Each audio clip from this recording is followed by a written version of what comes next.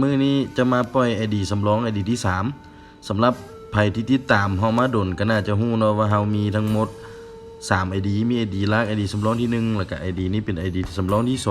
2ตัวนี้จะมี Legend ตัวหนึ่ง ID Collab 2ตัวแล้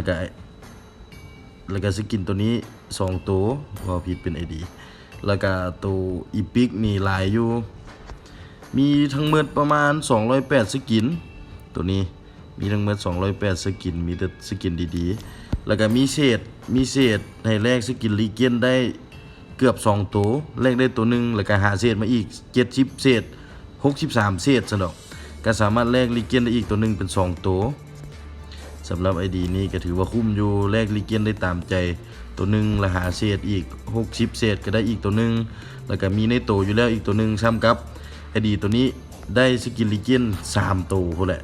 ส่วน MDM นี่แม่นตัน60ทั้งหมดเลยส่วนตัวละครเดี๋ยวเฮาเบิ่งก่อนว่ามีจักตัวปัจจุบันเฮาก็บ่ได้เช็ค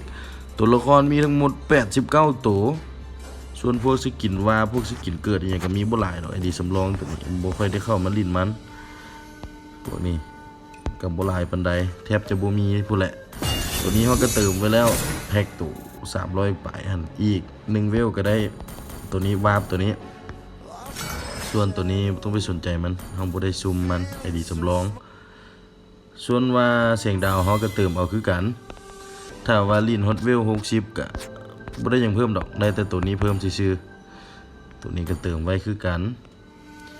ส่วนแรงปัจจุบันมันอยู่แรง31เทปมื้ออื่นมันก็น่าจะลงมาคืนละเฮาบ่ค่อยมีเวลาลิ้นเฮาก็เลยปล่อยออกเบิดทั้ง3 ID เลยบ่ลิ้นไปหน่อยเดียวซีซั่นนี้ID นี้ ID สำรองแล้วก็สำหรับใครที่ซื้อไปก็ผู้ดีได้อยู่แคนเฮาเลยแคนเฮาเวล9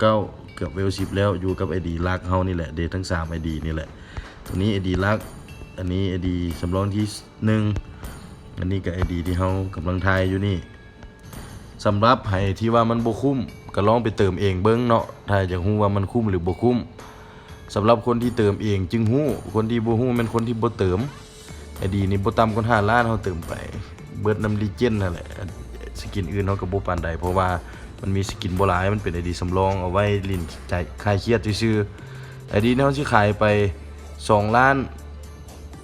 9แสน90,000กีบว่าง่ายๆก็3ล้านนั่นแหละตีกลมๆเลยซะเอา3ล้านกีบมี208สกินลีเจนมี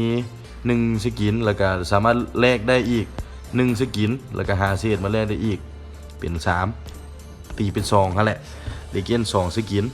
3ล้านกีบหรือว่าประมาณคันตีเป็นเงินบาทก็ประมาณ 4,000-5,000 บาทเนี่ยแหละก็ถือว่าคุ้มอยู่ใครคนเติมเองคันเติมเองก็อาจจะบ่ได้ MBM ตันแล้วก็สกิน200ปลายปานนี้ลองไปตัดสินใจเบิ่งสำหรับไผว่าบ่คุ้มก็ซื้อน้ำพอค่าไม่ค่าพุ่นถ้าไผว่าคุ้มก็มาเอาเพราะว่า ID เฮาเองเติมผ่านคูดาสอบเติมผ่านมัตเตอร์การ์ดบ่เคยผ่านเติมน้ำพอค่าก็สิปลอดภัยก่อนเติมน้ำพอค่าหลายอยู่เพราะว่าพ่อค้าเขาเจ้าซื้อมากับบ่ฮู้ว่าผ่านมาจากมือแล้วเนาะอดีตนี้เฮาก็สะอาดผูกเต็มหมุนตันสามารถเอาไปเปลี่ยนเมลได้เลยมาเปลี่ยนเมลนำเฮาตัวจริงได้เลยประมาณนี้สำหรับอดีตนี้